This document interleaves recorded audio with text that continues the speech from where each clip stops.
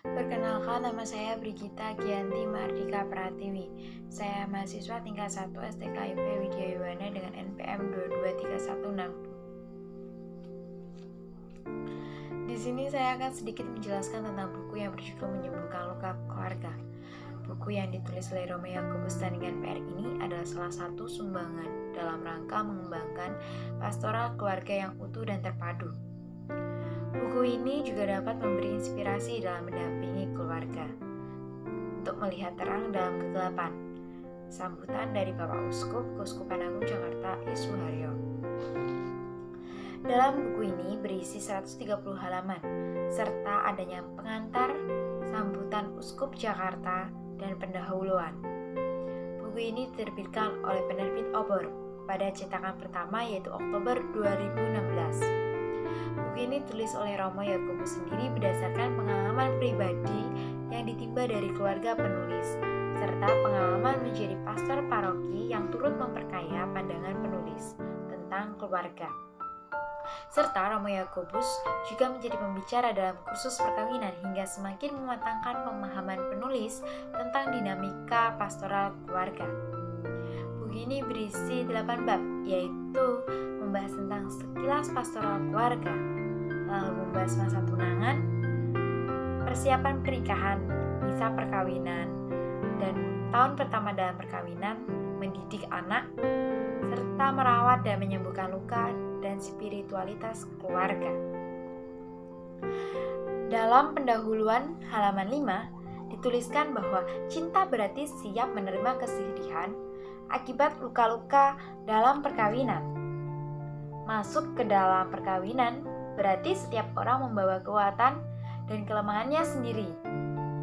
Kebahagiaan perkawinan tidak hanya diraih dengan materi, komunikasi yang lancar, dan kegembiraan, tetapi juga dialami ketika suami istri mampu menyembuhkan luka-luka kecil yang menimpa keluarga. Contohnya miskomunikasi, kenakalan anak, kesepian, bahkan penyelewengan. Satu-satunya cara penyembuhan adalah sikap pengampunan. Buku ini menjelaskan bahwa hidup berkeluarga tidak gampang, melainkan banyaknya tantangan-tantangan yang harus dilalui. Di dalam halaman 11 tertulis bahwa perkawinan Katolik adalah suatu sakramen Kristus bersama suami ingin menguduskan istri, bersama istri ingin menguduskan suami, dan bersama mereka berdua ingin menguduskan anak-anak mereka. Ini adalah salah satu surat gembala Prapaskah dengan bahasa yang mudah dipahami yang ditulis oleh Monsinyur Leo Sukoto SC. Dan pada sebelum pensiun, Monsinyur Leo juga mengadakan sinode keuskupan yang berisi tentang hidup berkeluarga harus dipersiapkan cukup dini. Lalu banyak keluarga yang masih kurang memahami bahwa perkawinan Katolik diangkat Kristus menjadi sakramen. Kemudian untuk mencegahnya semakin banyak perkawinan campur gereja, apalagi campur agama. Yang pertama-tama harus kita lakukan adalah penyuluhan sedini, mungkin tentang hakikat perkawinan Katolik kepada kaum muda. Ya. Lalu suami istri Katolik dalam keluarga perkawinan campur jangan sampai kita hindari atau kita lupakan. Kemudian sehubungan dengan moral perkawinan Katolik, ada juga diharapkan supaya di setiap paroki didirikan seksi bina keluarga. Pastoral keluarga dalam halaman 15 dilaksanakan bersama secara terpadu antara imam, biarawan-biarawati, dan kaum awam. Tujuan pastoral keluarga sendiri adalah membina spiritualitas perkawinan. Para selibater berperan menyalurkan pandangan dasar tentang perkawinan Katolik. Kemudian, di dalam buku ini kita diajarkan bagaimana mempersiapkan masa perkawinan dan hidup berkeluarga. Di sini juga dijelaskan bahwa hidup berkeluarga tidak gampang, bahwa kita akan mengalami masa yang namanya mendidik anak juga. Lalu pada buku ini dituliskan bahwa di halaman 11 terdapat bahwa perkawinan Katolik adalah suatu sakramen. Kristus bersama suami ingin menguduskan istri, bersama istri ingin menguduskan suami, dan bersama mereka berdua ingin menguduskan anak-anak mereka. Ini adalah pesan gembala yang ditulis oleh Monsinyur Leo Sukoto SC. Lalu setelah itu beliau juga menulis surat gembala tentang pendidikan keadilan dalam keluarga tahun 1983 yang berisi pembantu adalah manusia sesama kita. Ia bekerja untuk mencari penghidupan, maka gaji yang diberikan kepadanya harus wajar. Dan kalau ia kadang-kadang harus melakukan pekerjaan ekstra, sebaiknya juga diberi upahan.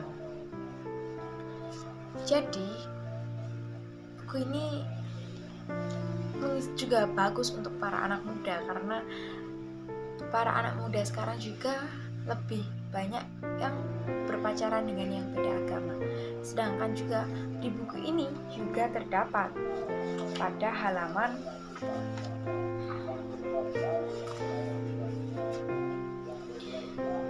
24 tertulis bahwa kawin dengan sesama agama pun tidak menjamin keutuhan monogami sampai maut memisahkan mereka. Dalam masyarakat yang ditandai oleh pluralisme agama, cukup sulit melarang muda-mudi untuk kawin beda agama. Yang perlu diusahakan agar ada jaminan pastoral secukupnya bagi iman pihak Katolik dan bagi kebebasan untuk mempraktikkan imannya, terutama berkenaan dengan tugasnya untuk sedapat mungkin menjamin supaya anak-anak dalam pernikahan itu dibaptis dan dididik secara Katolik.